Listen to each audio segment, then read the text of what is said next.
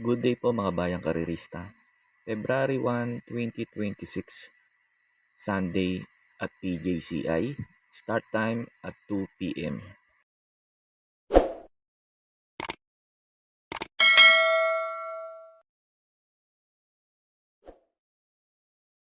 Start na po tayo, race number 1. Start po ng peak 6. Distance 1,400 meters. 10 races po tayo ngayon. Araw ng Sunday, kaya ang start po ng race number 1 ay peak 6. Numero 2, hole in 1. Ito para po sa akin dito sa race number 1. Sosolohin ko na po itong numero 2 na to, hole in 1, kasi ang baba niya sa laban. Ang kagrupo nito sila Ace of Diamond, Barati, Chevrolet Fountain. Kaya tingin ko lamang po dito tong kabayo na to, itong numero 2 hole in 1. Saka tingin ko rin na hindi na maninibago si kabayo kasi nakatakbo na to si hole in 1 dito nung last year, yung December 28, kung saan nanalo si Ace of Diamond. Kaya tingin ko po lamang po dito to numero 2 na to, hole in 1. Kaya po sa race number 1, itong numero 2, hole in 1, para po sa akin, sosolohin ko na po. Sa race number 2 na po tayo, start po ng first winner take all, race 2 to 8, distance 1,400 meters. Ito sa mga nagtitipid, pwedeng solohin to, numero 1 na to, Diamante. Nawala kasi yung nanalo rito nung trial race, si Odibel. Kaya tingin ko lamang po dito to numero 1, Diamante. Nag-protection lang ako kasi hindi ko kursunado yung numero ni Diamante, pero kung nasa labas to, susuluhin ko na to. Kasi napapansin ko pag sa PJC, pag nasa numero 1, ang hirap kagad makakuha ng unahan. Baka mapahirapan kasi ni Black Panther. Pero lamang dito to pag napabayaan sa unahan to, yung numero 1 na to, Diamante, at nakakuha kagad ng unahan. Yung pang-protection ko, yung numero 5, Candy Bell. Sakali kasing maunahan si Diamante ni Black Panther, tingin ko eto pwede makinabang to numero 5, Candy Bell. Pagkatapos nga pala ng info ko dito sa race number 2, in-upload ko po yung trial run netong mga to para magkaroon po kayo ng idea kung susuluhin nyo po ba si Diamante o magpo-protection pa kayo. Kaya po sa race number 2, pang-primera ko, numero 1, Diamante. Second choice ko po, numero 5, Candy Bell. On running, bit of a ragged start, coming out very slowly was Candy Bell, but Jamonte flew the gates for Paddy Dilemma, and he's going to lead clearly on settling down. Jamonte cut away 2.5 in advance. Black Panther to second, up to third, Successful Tony, and then came Rookie Player, followed by Candy Bell, who was away very badly, and at the tail of the field is Audie Bell. There's about 8-9 lengths top to bottom. They went by the 1,000 metres. Black Panther is up alongside of Jamonte, and they cut away by 4 lengths. The grey Rookie Player in third. Then came Candy Bell sneaking up underneath of Successful Tony. At the tail of the field is Audie Bell on towards the circle with about 7.50 to travel. And Jamonte, this good-looking son, I think he's by Juggling Act from memory, takes over. And it's Jamonte. Jamonte 3 parts in advance on the outside. Black Panther still travelling well. Now, Candy Bell's made up a lot of ground after a bad getaway, followed then by, on the back of him is Audie Bell, then Rookie Player. Successful Tony is at the tail of the field. Now Candy Bell slips right through on the inside of Jamonte, and they round the home turn together. Pulling out to have a crack at them and is Audie Bell at the 250. Jamonte, Candy Bell, they're not being asked to do too much. Now he pops the question to Jamonte. Here comes Audie Bell on the outside to gun him down. Jamonte, Audie Bell on the outside, inch by inch, bridge the gap. Audie Bell has beaten Jamonte, then came Candy Bell, followed by Rookie Player, Black Panther, who showed good speed but weakened, and Successful Tony has run up the tail of the field. Sa race number 3 na po tayo, start po ng peak 5, race 3 to 7, distance 1,650 meters. Pang-primera ko dito yung couple entry numero 2, reverse merger, saka 2A bus racket. Reverse merger, baka mauna at hindi kagad mahabol ni Lucency sa unan. Tingin ko malaki chance makatapos ng karera. Pag nauna si reverse merger, doblado.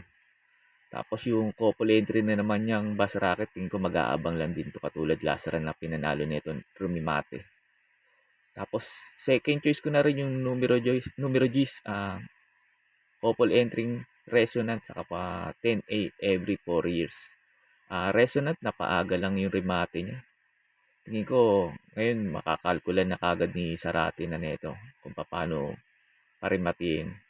Tapos yung 10A naman, baba rin sa laban. Sila Ace of Diamond ng kagrupo nito ni every 4 years. Kaya tingin ko may panalo rin to dito, itong numero 10A na to, every 4 years. Tapos pandihado ko numero 1, Street Swag. Tingin ko ito pwedeng rumimate rito. Pwedeng umupset sa kanila sakaling maghabol lang kagad sila sa unahan. Kaya po sa race number 3, pampremera ko po yung couple entry numero 2, Reverse Merger, 2A Bass Racket. Second choice ko po, numero G, couple entering Resonant, 10A every 4 years. Tapos pandihado ko numero 1, Street Swag. Sa race number 4 na po tayo, start po ng second winner take all, races 4 to 10, distance 1,650 meters. Pampremera ko po dito yung numero 4, Bea Bell. Gusto ko kasi yung peso niya ngayon, 54. Kumpara dun sa iba, mabibigat. Pero tinalo na ni Don Julio to si Bea Bell. Yun nga lang, hindi maganda salita ni Bea Bell doon. Tingin ko, pipilitin na unahan ni JB Hernandez si Don Julio, kaya hindi niya palayuin kaagad to. Last run kasi nito nung Gold Cup, nakalayo si Don Julio, hindi kaagad nakadikit si Bea Bell. Pero tingin ko pag maganda sinalida ni Bea Bell, tingin ko makakapitan niya kagad si Don Julio, kaya maunahan niya. Tapos second choice ko na rin si Don Julio. Umentadong kabayo. Baka makaulit-ulit ng panalo itong numero 3 Don Julio. Tapos pandihado ko numero 1 Transform. Hanggang kasi ng peso 53. Last run neto, Tamercero to kala Don Julio. Doon sa Gold Cup. Tingin ko ito pwedeng rumimate. Itong numero 1 Transform. Kaya po sa race number 4, pampremera ko pa numero 4, Bea Bell. Second choice ko po numero 3, Don Julio. Tapos third choice kong pandihado numero 1, Transform.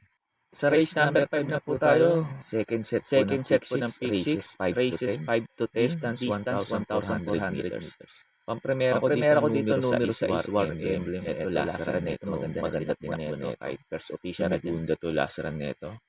Segunda to. Tapos tingin ko, mag-uumento pa tong kabayan na to. Sunday, second official niya ngayon. Kabayan na to. Sa Sunday, ang cambio hinete, J.A. Gusi pa. Tingin ko, maganda itatakbo nito itong numero 6 na to, War Emblem. Tapos, second choice ko na rin yung B-Kind. Pag ito hindi na-scratch, tingin ko, malaki chance manalo na ito numero 1, B-Kind. Kaya po sa race number 5, pampremera ko po numero 6, War Emblem. Second choice ko po numero 1, B-Kind.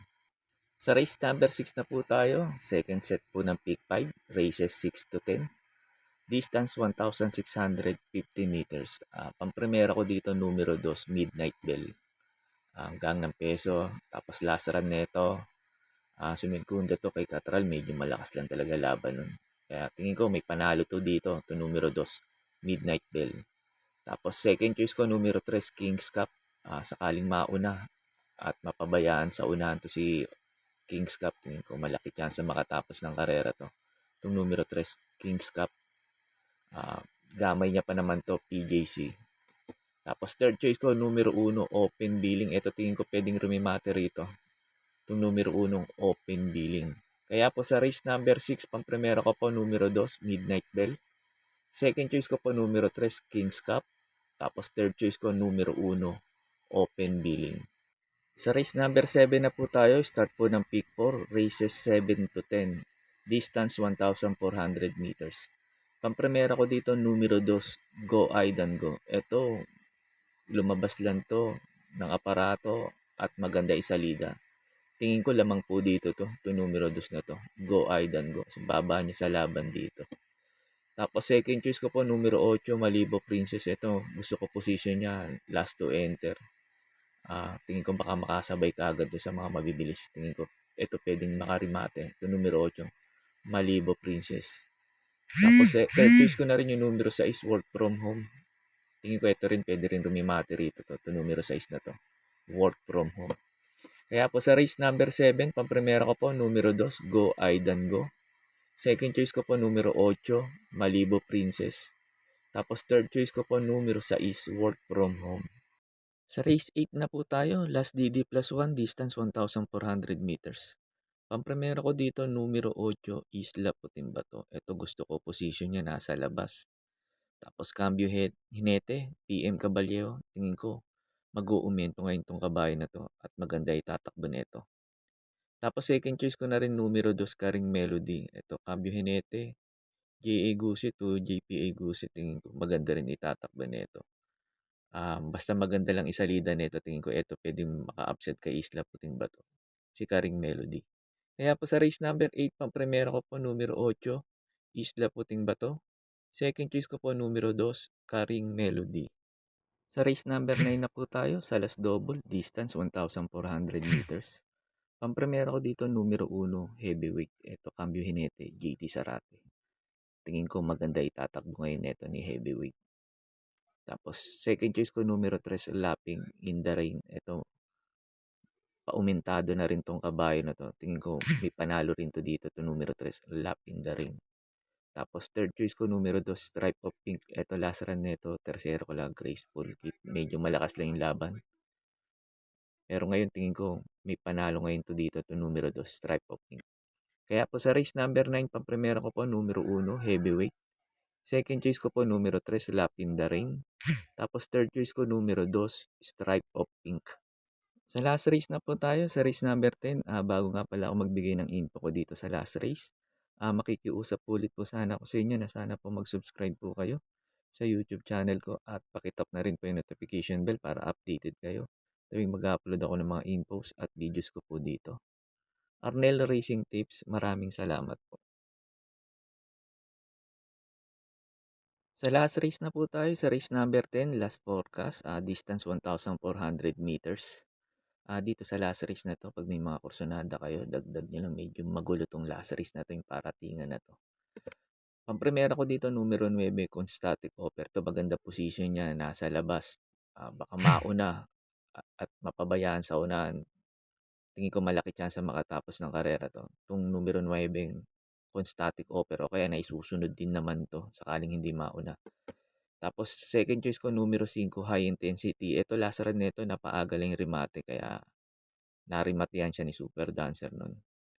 Ngayon, cambio Jinete, si A. Reyes. Mas maayos-ayos na Jinete to. Tingin ko makakarimate na maayos to itong numero 5, High Intensity.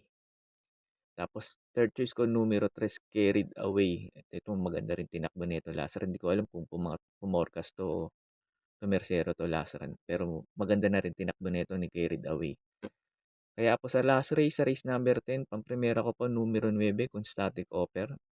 Second choice ko po numero 5, High Intensity. Tapos third choice ko numero 3, Carried Away. Yun lang po, and good luck and happy racing po mga bayang karerista. Pagkatapos nito yung mga pa-shoutout niyo po. May pa-shoutout po si Idol JR Cabansag. Pinapa-shoutout niya si Konsehal Darwin Awisia and Kagawad Arwin Abugan. Konsehal Darwin Awisia and Kagawad Arwin Abugan, shoutout po sa inyo. At sa din, Idol JR Cabansag, shoutout din sa iyo at maraming salamat po. May pa-shoutout po si Angeline Raso. Pinapa-shoutout yung mga karirista dyan sa Mads OTB. Shoutout po sa inyo dyan, mga bayang karirista dyan sa Mads OTB. Ang iingay nyo daw, sabi ni Madam Angeline Raso. Shoutout po sa inyo, Ma'am Angeline Raso, at maraming salamat po. May pa-shoutout po si Sir Hector Santos. Pinapa-shoutout na si Jackie R.M. Flores ng Barangay Carmona, Makati City. Shoutout po sa inyo, Jackie R.M. Flores, at sa din Sir Hector Santos. Shoutout din sa iyo at maraming salamat po. Shoutout po sa inyo, Sir Alfonso Horado Jr. Sir Alfonso Horado Jr., shoutout po sa iyo at maraming salamat po. Shoutout po sa iyo, Sir Raul Rivera. Sir Raul Rivera, shoutout po sa iyo at maraming salamat po. Shoutout po sa inyo, Sir Ramon Carpio. Sir Ramon Carpio, shoutout po sa iyo at maraming salamat po. Shoutout po sa inyo, Sir Jess Riano. Sir Jess Riano, shoutout po sa iyo at maraming salamat po. May pa-shoutout po si Sir Manuel Tandes. Pinapa-shoutout niya lagi yung pinsan niyang si Boyet Flores ng Santissima Trinidad Street. Shoutout po sa inyo, Sir Boyet Flores, at sa din Sir Manuel Tandes. Shoutout po sa inyong dalawa at maraming salamat po.